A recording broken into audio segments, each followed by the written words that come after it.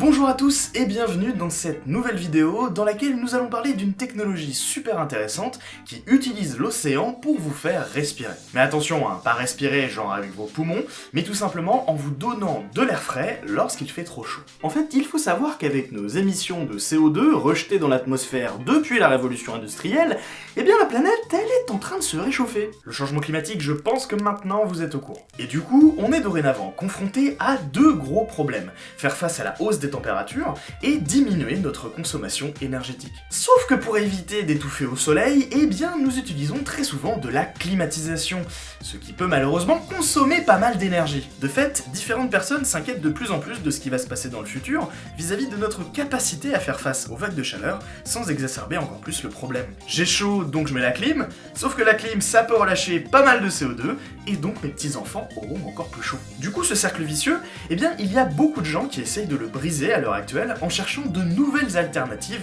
à la climatisation traditionnelle. Et parmi celles-ci, il y en a notamment une super intéressante qui va utiliser l'énergie marine. On l'appelle la technologie SWAC, pour Sea Water Air Conditioning, et qui est une climatisation à l'eau de mer. Alors pourquoi utiliser de l'eau de mer, me diriez-vous? Eh bien tout simplement parce que l'océan dans sa globalité, il est super froid. Et là je ne vous parle pas des plages bretonnes à 12 degrés, mais de températures bien plus basses. Car en fait, si à la surface celle-ci peut varier de plusieurs dizaines de degrés en fonction de l'endroit où on se trouve, eh bien en dessous de 200 mètres de profondeur, il fait en moyenne autour de 4 degrés. Ce qui est très très froid, et qui peut donc être utile. Car c'est là toute l'idée de la technologie SWAC, pomper cette eau de mer profonde naturellement frigorifique afin de l'utiliser pour créer une climatisation moins gourmande en énergie. Pour la faire fonctionner, rien de plus simple. Première étape, on récupère de l'eau de mer froide et on l'achemine jusqu'à un échangeur thermique où celle-ci va refroidir un second circuit d'eau. Celui-ci sera alors renvoyé vers divers bâtiments pour la climatisation et l'eau de mer utilisée sera par la suite libérée dans l'océan. C'est quelque chose qui est vraiment en train de se développer autour de la planète, notamment dans les zones près de la mer et où il y a une forte demande de climatisation. Par exemple, à Hawaï, où l'île est vraiment paumée en plein océan Pacifique, eh bien la plupart de la production électrique elle vient énormément des énergies fossiles. Du coup, utiliser le froid naturel des profondeurs pour faire des économies sur la climatisation qui est plutôt utilisée dans le coin, eh bien ça intéresse de plus en plus de monde. Cependant, si je vous parle de cette technologie, c'est aussi parce que ceux qui réfléchissent à son installation font très attention aux impacts sur l'océan. Parce qu'en fait, pomper de l'eau de mer et ensuite la rejeter à la surface, eh bien c'est quelque chose qui n'est pas aussi simple à faire si vous voulez laisser l'environnement intact. En fait, il y a principalement deux choses auxquelles il faut faire attention. La première, c'est tout simplement la température.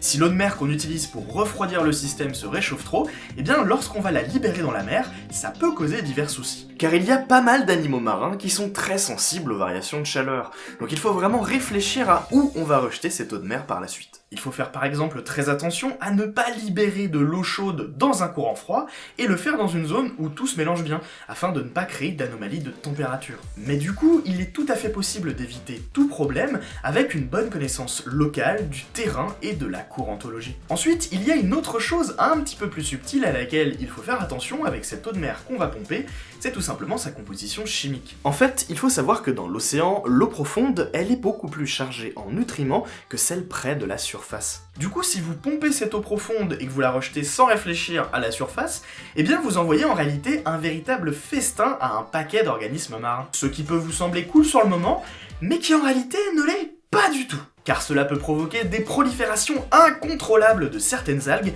c'est ce qu'on appelle de l'eutrophisation. Et c'est notamment ce qui se passe en Bretagne avec les marées vertes.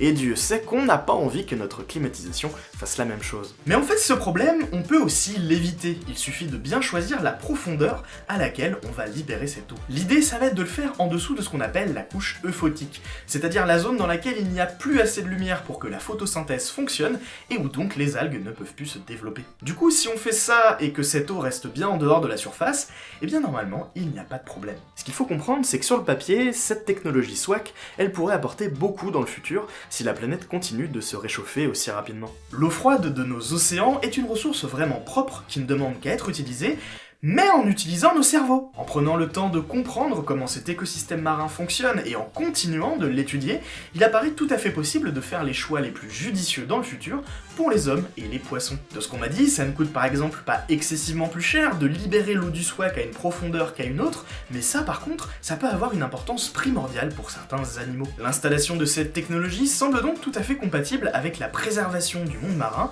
il faut juste s'assurer que cela est fait avec toute la bonne volonté du monde. Pour vous donner une idée, certains projets Swak, ils font même attention au bruit lors de l'installation et de l'entretien des structures pour ne pas déranger les mammifères marins. Donc sur ce genre d'initiative, il est tout à fait possible de veiller au bien-être de l'océan, pour cela, il suffit juste de s'en donner la peine. Je tiens particulièrement à remercier les différentes personnes et organismes qui m'ont aidé à réaliser cette vidéo, afin de vous présenter la technologie Swak sous toutes ses coutures. Car parler d'une technologie cool, c'est bien, mais aussi mentionner ses impacts négatifs, si le travail est mal fait, c'est mieux. Comme d'habitude, si cette vidéo vous a plu, n'hésitez pas à me le faire savoir juste en dessous, je pense que vous connaissez le chemin. Sur ce, on se retrouve très vite pour une prochaine vidéo.